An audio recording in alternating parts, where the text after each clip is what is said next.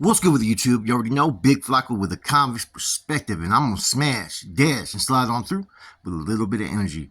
Please hit the like, subscribe, comment, do all those things to help support this channel, and hit the bell notification for future fire content.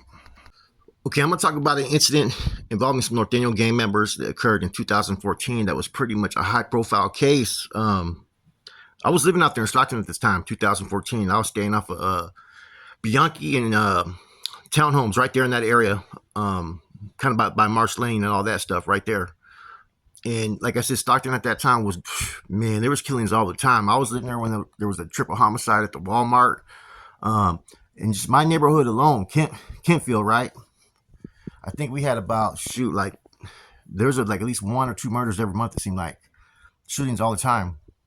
So this case, when it happened, this was like big, man. Ended up two suspects in the bank robbery ended up dying, as well as one hostage. I think they only arrested two people. One was the carman, the person who was driving, as well as the other person was one of the shooters involved in the shooting. Now this happened July 16th, 2014. At the time, 19-year-old Jaime Ramos, 27-year-old Alex Martinez, and 30-year-old Gilbert Renteria entered the Bank of the West on Thornton Road near Hammer Lane. If you're familiar with Stockton, that means they're on the north side. Now, after what happened was they ended up robbing the bank, and after they robbed the bank, they grabbed three female hostages at gunpoint and sped off in a blue Ford Explorer. Now, two of those ended up being employees. One of those ended up being a customer. Now, they went on a police chase for about an hour long, man, for about 63-mile long high-speed chase in and out of Stockton and Lodi. During the chase, it went through several freeways and residential streets. At least one gunman was continuing to fire at officers. They ended up having the police ended up shooting over 600 rounds at the suspects, right? 600 rounds. But the suspects, man, they fired a whole bunch, man. I mean, 14 police cars were hit with ammunition, believe it or not. Now, one of the hostages, they actually forced to start driving this Ford Explorer. Right? I swear to God, they forced him to drive it and accidentally got shot in the leg by one of the gunmen. They were thrown out there onto the streets. A second hostage was hurt after jumping out of the car at going 50 miles per hour.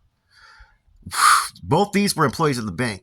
Now, 50 miles per hour, man, jumping out of a car, man, that could do some damage, man. I mean, I jumped out of off a train one time, and I don't know how fast that train was going, maybe 25 miles per hour, 30 miles. And when I landed on my feet, it made me instantly do a fucking flip, man. So I can only imagine at 50 miles per hour. Now, both those hostages survived their injuries. Now, this violent chase turned into an exchange of gunfire, like I said, with 3 gunmen and 30 police officers who fired more than 600 rounds at the SUV after it stopped on Thornton Road and Auto Drive, less than 2 miles from where the robbery and chase began.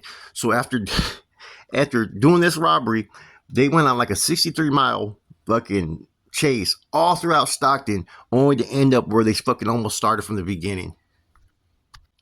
Now, after this, when the car finally stopped and pretty much broke down, they continued to have a shootout. One of the suspects, Jaime Ramos, ended up grabbing a customer that was, that had been with him this whole time on this escapade, Misty Holt Singh, and used her as a human shield. As the cops continued fire, the cops ended up killing Misty Holt Singh. Now, I remember when all this happened, man, the streets of Stockton were fucking on fire at that time. Like I said, the streets weren't as established, man. That's at this time, I remember people were talking on the guys that Mad Dog's going to get out pretty soon, and a lot of young homeboys from Stockton that were Nortenos were hearing rumors about some individuals from Stockton. They were looking forward to that because all they had ever heard were rumors about Mad Dog and Happy and whatnot. And finally, Mad Dog was supposed to get home, but he ended up getting indicted. Because at that time, like I said, in Stockton, the streets were fucking a hotbed, man. Actives and inactives, there was all kinds of shit going on that was just fucking crazy out there. The streets were the streets. I'm telling you. That what I found kind of interesting about this case is the ages. One was 19, 27, and 30. But the fact that they had grabbed 3 hostages, was this even necessary from the beginning? That's the one thing I question. Not that the homies haven't done, cowboy robberies and stuff like that before, as Happy was actually one of those ones that used to fucking put the homeboys on to do shit like that. But was the hostages necessary, man? Did they just pretty much fuck themselves because of the hostages? You don't hear about people robbing banks as much or at this magnitude. And the fact that a hostage died based upon this, man, you know, that was a innocent civilian is the one thing that's gonna have people look down upon, man. But believe it or not, two of the individuals involved did plead guilty and accept life sentences. That was Jaime Ramos. He got that sentencing in 2017 after a lengthy trial and a possible death sentence. And then they had another individual named Pablo Ruvalcaba, right? He's the one that drove the robbers to the bank. The thing is that he wasn't even partaking or involved in the death of Holt Singh, right? But yet he was sentenced to 25 years of life as well. Now, one of them, Jaime, is in CSP Solano, a stronghold, and the other one, Ruvalcaba, is in Pelican Bay State Prison. Now, the one thing that stands out that I find interesting is that, you know, one of them used a hostage as a human shield.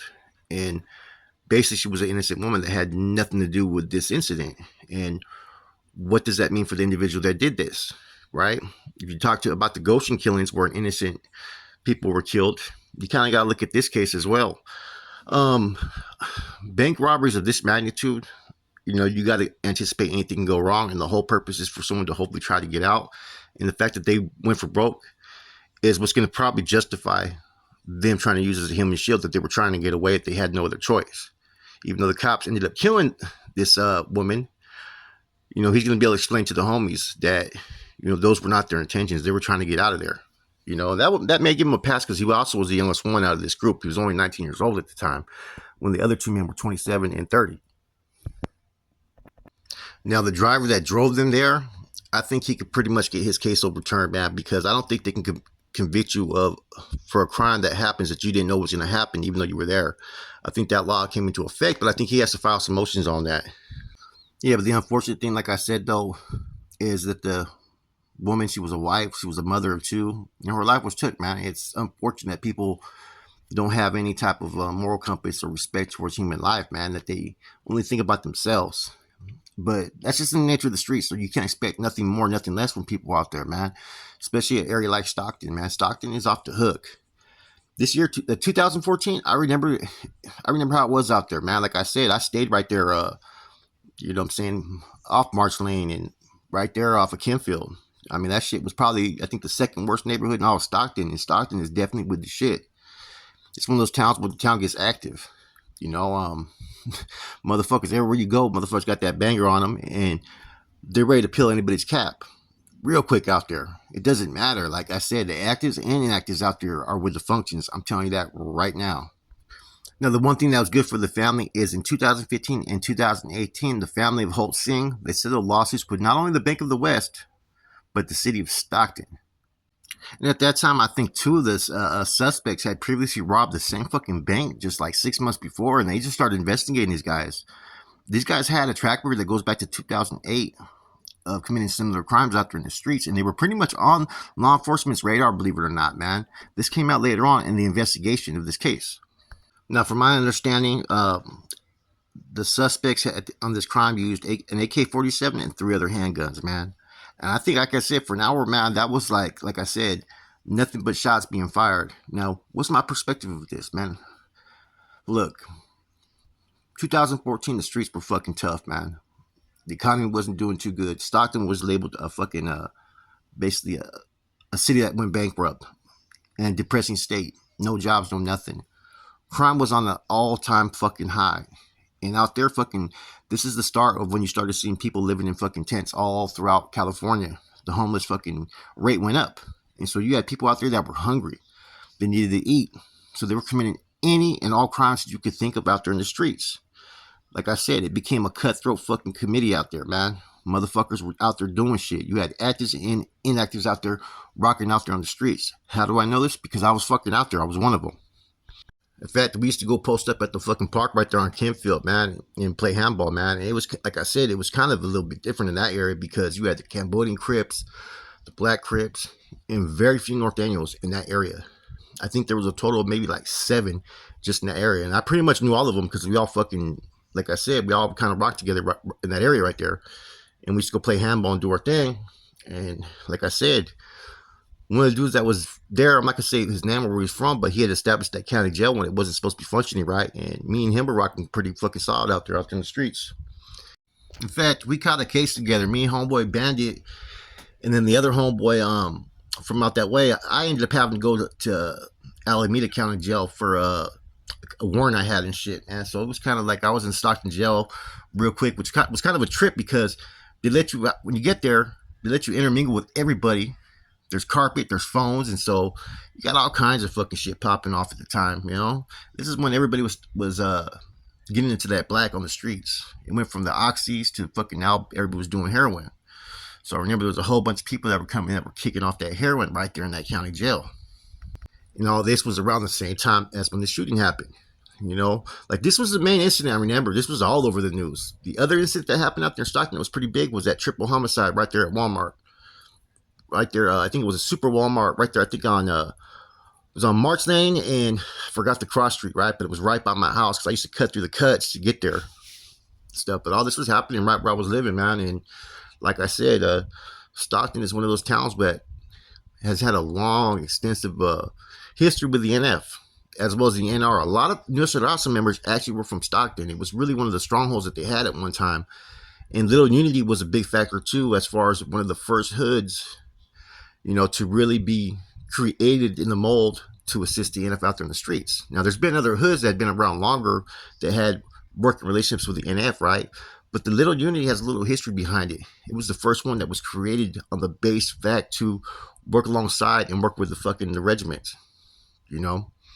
Anyways, we'll touch more on Stockton on some other episodes in the future, man. But I thought this was a case that was pretty good to talk about, man. And it's unfortunate that an innocent woman got killed. You know, that's the only thing that really kind of haunts me when I look at some of these cases is any case that involves an innocent victim. I always have an issue with, man. I used to always try to, at least in my, criminal heyday, right?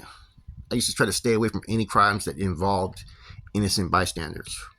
You know, it's just something that I tried to maintain. If we could do something without them being there, then let's do it. Let's rock. Other than that, it's to each its own. With that said, it's your boy Flacco. I'm gone.